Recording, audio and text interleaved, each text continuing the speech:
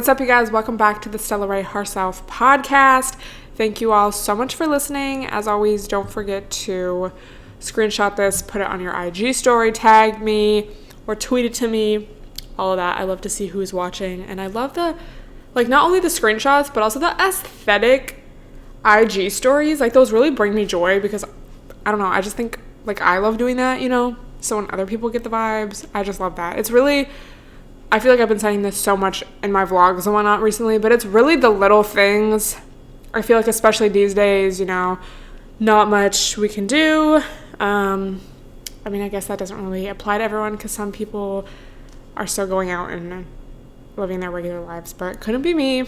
So, if my weekly Dunkin' is going to make me happy, I'm going to continue to do it. We low-key have quite a few things to talk about today, and I'm excited to get into it. So let's just go ahead and get started. First, I wanted to talk about Aquarius season. Low-key, I'm a little sad Capricorn season is ending. Historically speaking, you could say every January, every Capricorn season, whatever. I know I've said this before. It's not just Capricorn season. It's just that New Year's energy of being goal-oriented and excitement about the year and for me, I always make plans and I just feel just this good productive energy. It's probably the best way I could describe it. Probably a lot of you relate. I'm just gonna say I wish that Capricorn season would stay a little longer, but really it's just yeah. Anyway, I hope you get what I'm saying. So I'm trying to remind myself just the classics, okay, you can't, we need balance and you can't just have one vibe forever. If we're only productive, acting like robots every day, what would the joy in that be? It's okay, I'm having fun planning my year and being organizing for my year and whatnot, but it's you can't just do that the whole year because then you wouldn't have a year. Some of y'all probably relate. I think a couple people have commented on my vlogs recently, damn, sad to see Capricorn season go. But I really wonder how it's going to change because usually, in regular life, I really never go out in January to begin with. I probably did a couple times last year, but it's really one of the months where I go out the least. So I wonder how much is really going to change because it's not February is going to start or Aquarius season is going to start and then I'm going to be going out, So I wonder how much of this productive energy will still continue. I don't know. I'm just very intrigued, but I definitely feel this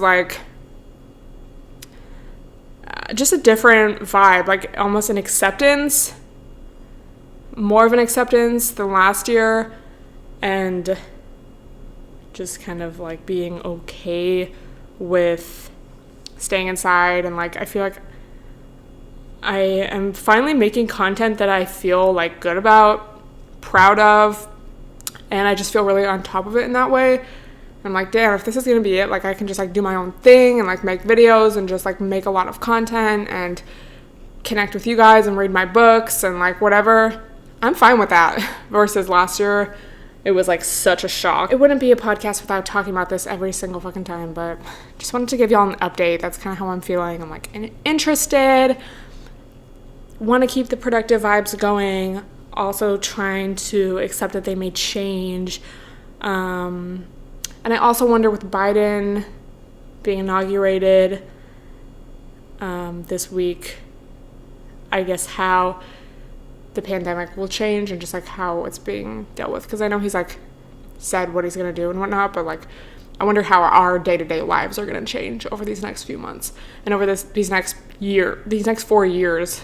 These next few months, bitch, the whole year, all of it. I thought we would talk, back to Aquarius season, thought we would talk about what Aquarius season means and all of that and what it's going to look like this year. Aquarius is the opposite of Leo, which is my sign, and they're so opposite signs, it's okay, they're similar but different, So with Leo, Aquarius, it's Leo is about the self, but then Aquarius is like about the collective and like everyone as a whole. It is the sign representing the collective, humanitarianism, the future, and innovation.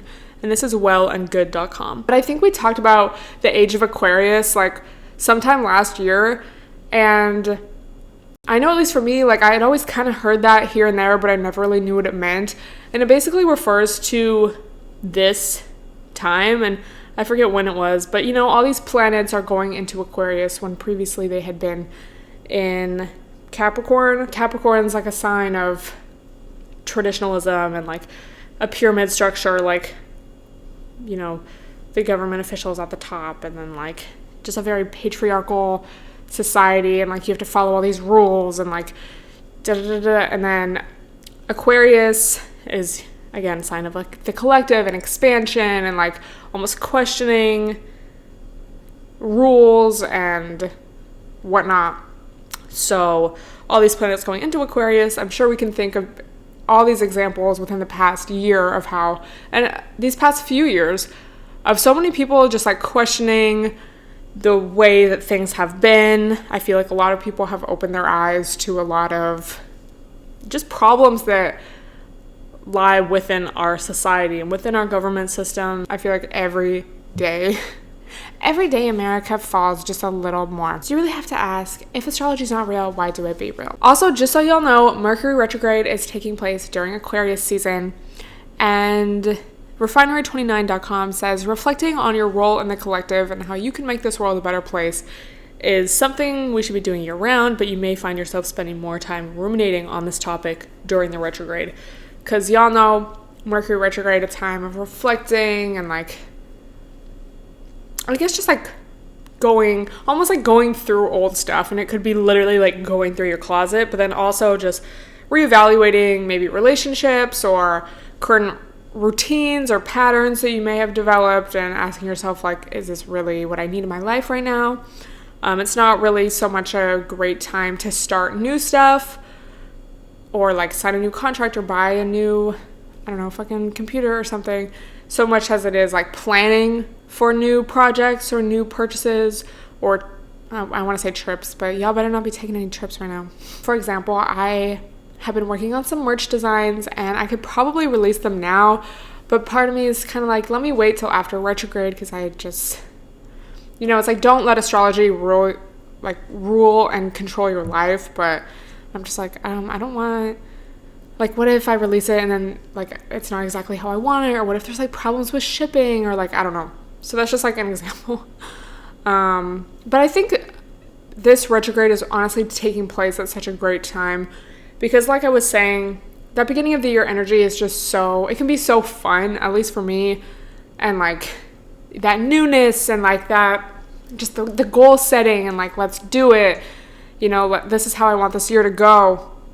So then this retrograde is going to come and maybe make us, you know, rethink some of those plans, or just plan a little more instead of like doing directly or like starting something new. It's like, okay, I can step back and kind of reevaluate how last year went, or how this went for me before, or whatever, and go through old stuff. And it's almost like not like a New Year's 2.0, but just still kind of that new year, new me energy. Like, let's get rid of all this stuff. Like yesterday, bitch, it's going to be in a vlog. It might already be up, but I went through all my makeup and like threw away a bunch of just like old, probably a lot of it was expired products that I was just hanging on to. Like, what if I need this? What if I need this? It's like, bitch, you don't. You never use that. Just throw it away. I feel like if you listen to this podcast, you probably fuck with astrology. But I feel like even if you don't, it's like, what's the harm in like reflecting? Like, okay, well, if this time is for reflecting, maybe I don't believe that, but like, I could still reflect. I could still go through my closet or my makeup collection or whatever, you know?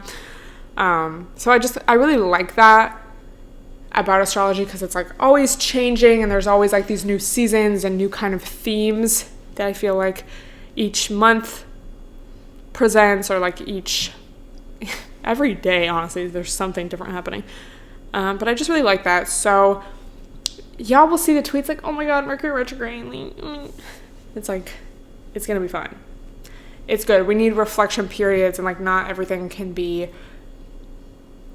just the ultimate Capricorn grind mode, or like the ultimate Leo season antic. You know, we need time to reflect and like renew and go through stuff, both physically and like emotionally. And yeah, so let me know, first of all, do you fuck with Aquarius? If so, or if not, what's your sign? And if you're an Aquarius, what do you like about being an Aquarius, and what maybe stereotypes or like most commonly known, I don't know, traits of an Aquarius do you most resonate with or least resonate with? I've never had beef with an Aquarius. I feel like I definitely fuck more with an Aquarius that maybe has some earth in their chart. And I feel that in general with air signs, like I can really fuck with an air sign. Like fire and air, bitch, it's gonna be like explosive, like very fun. But I have a lot of earth in my chart, so I need someone else too, because otherwise it's just like, it's gonna be too much for me personally. But yeah, I fuck with y'all. So moving on, I just wanted to share a quick realization that I had. Also, that's the thing with Mercury retrograde. You might have a lot of realizations, and TBTs might hit you up. So if they do, it's just a good opportunity to notice how you feel if they hit you up. Like, are you like, oh my God, do you get butterflies? Which is actually kind of like anxiety. Are you disgusted? Do you feel nothing? And maybe once upon a time you felt something. But I had this realization kind of related to the attached book that we were talking about in the last episode. And I was going through my journal, and, you know, I like to write about my crushes in my journal and, like, whatever. And this was, like, from a while ago.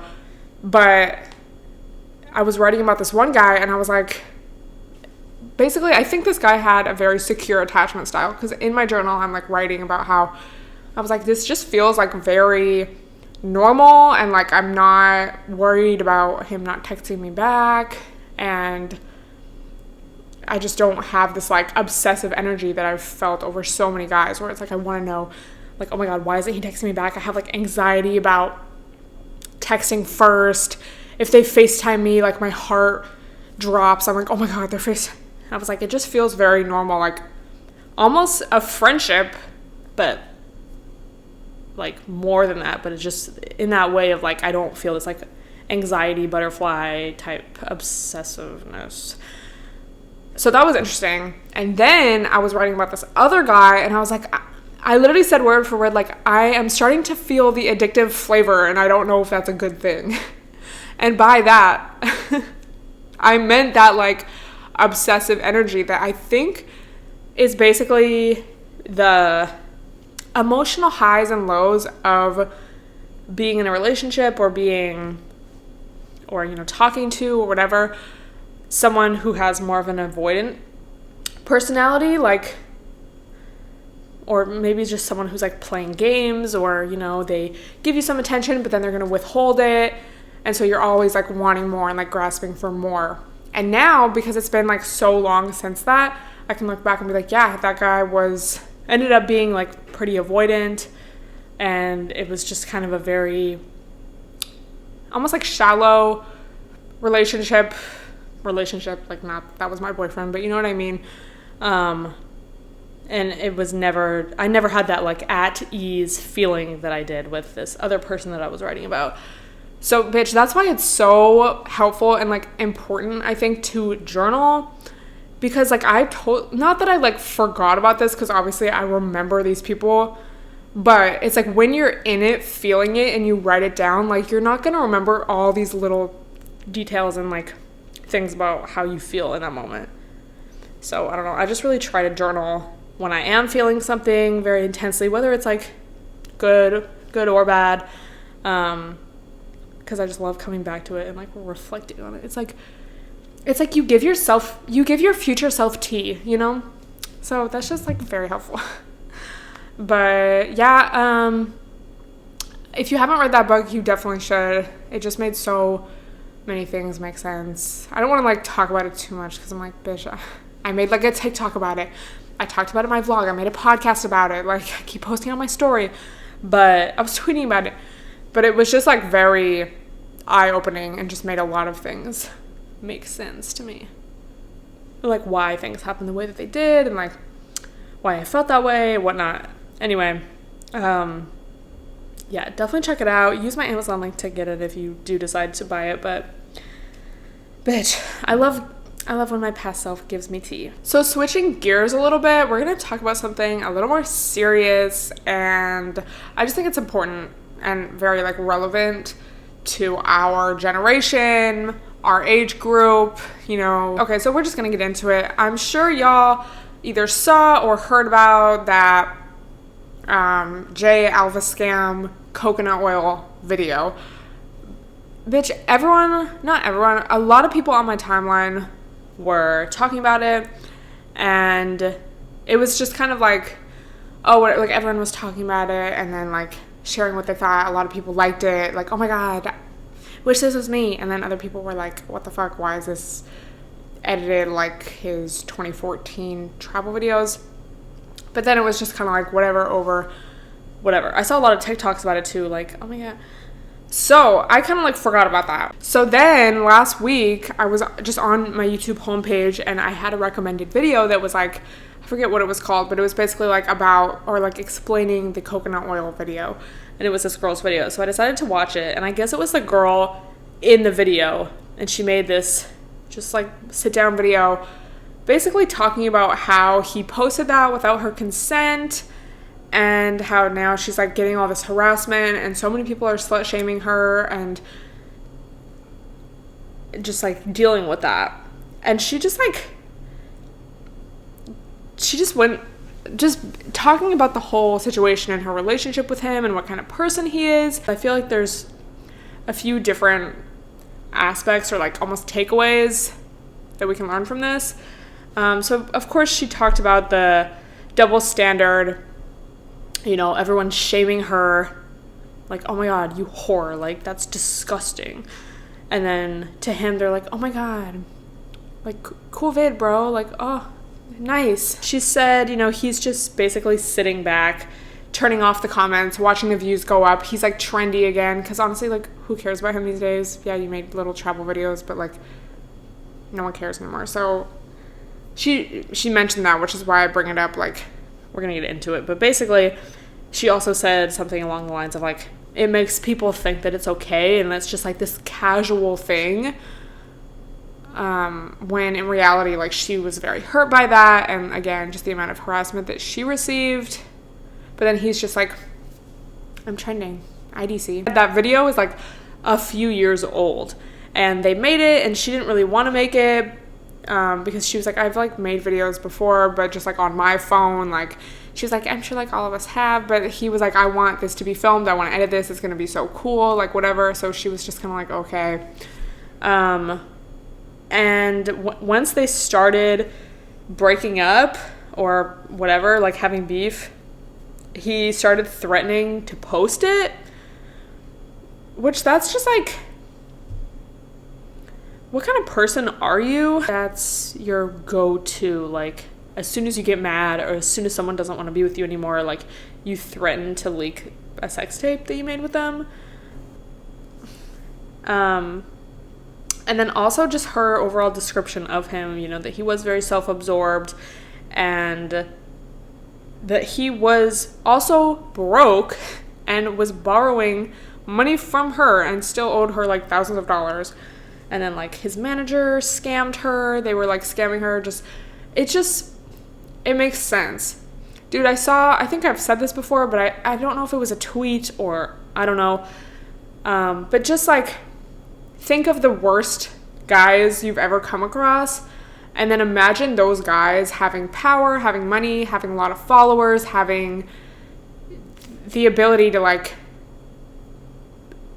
control people in that way. You know, it's like we look at attractive people, attractive celebrities, like, oh my god, he's so hot, or like goals, like, I wish my boyfriend would film me in Hawaii doing this. And then it's like, it's not like he's like this perfect person because you like the video. Then she also said something like, I wasn't expecting this. And I feel like that is I feel like there's a lot of depth to that, because, you know, it's always, people just always want to like blame usually the girl or the victim, like, well, why would you film that to begin with? Like, why would you get so drunk at that party? Why would you trust him. Like, why would you do this? It's like most women aren't dumb. Like, obviously, if you didn't trust this person, if you knew they were going to do that, you wouldn't have gone along with it, you know? So it's just like, people are so quick to blame, and they don't really look at like how the person was manipulated, or how trust was broken, or how, you know, the guy was actually evil. It's like, you just want to be like, how could you let this happen? How could you be such a whore? It's like, if you're seeing someone and you make a video with them, it's like, obviously you like them, you trust them, you don't expect them to do something like that. So, bitch, I just hate that. Like, oh my god, people don't use their fucking brains. They just want to, like, slut shame. So yeah, if you're really interested in like all the details, watch her video. It's from end of December. I didn't realize it had been up, but it finally came up into my recommended. But basically, my takeaways from it were just the concept of consent, and then also, you know, when something does get leaked, whether it's a video like this of like a public figure and this girl, or like a celebrity's nudes, I think you have to like practice what you preach. So if someone's shit gets leaked, don't look at it, don't share it, don't comment on it. It's like when dudes especially are like, oh, girls used to care so much about their nudes getting leaked, but now you have OnlyFans and you're just showing it all. And it's like, yeah, because having your nudes leaked is unconsensual. You didn't want everyone to see that. It was for one person, or it was like for yourself or whatever. And then with OnlyFans, it's like you're consenting. Like, how do people not understand that concept? Or like, why is it so different being seen in your underwear than your bikini? It's like consent. Bikini, it's like, I'm aware people are gonna see me. Being in your underwear, it's like, don't fucking walk in on me. I'm not consenting. Like, people are so dumb. Also, my other kind of takeaway was just that same idea of like the industry, manipulation, and especially a lot of these guys just thinking they can get away with whatever, because they have followers, because they're conventionally attractive, because whatever reason, and just how much of that, just how much of it is fake, like how much of someone's public image or Instagram image, whatever, is fake. It's an image. And it's like, at the end of the day, you just want views. You just want to be validated. She kept talking about how like, oh, his ex tweeted that his dick was small, so he wanted to prove that it wasn't. People just want clout, they just want money, they just want retweets, and they don't really care like how much they hurt someone else, as long as they reach their goal. So I don't want to say don't trust anyone, but bitch, do not trust these hoes. And by hoes, I mean these bros. Yeah, so I'd love to hear your thoughts. I feel like it was, again, a lot of different points, you know, from the consent to like just this industry thing. But watching it, I just felt so bad, because it's like, I definitely know what it feels like to be like manipulated by a guy in that way, and like have your trust broken, and like that just really sucks. And I just can't imagine like having your video be leaked like that on such a scale, you know, such a large scale. I have so many people talking about it, and like I just can't imagine how much fucking backlash she received, while he just like sits back and is like, finally I'm relevant again. Disappointing, but not surprising. So let me know what your thoughts are on that, if you watched the girl's video, and then also like if you can relate in any capacity. What are your thoughts regarding consent and all of that? Yeah. So I think that's all I'm going to talk about today. I do have a new book coming in the mail, so I'm excited to have a new one to talk about. My goal is to read like at least one book a month this year, so we're staying strong.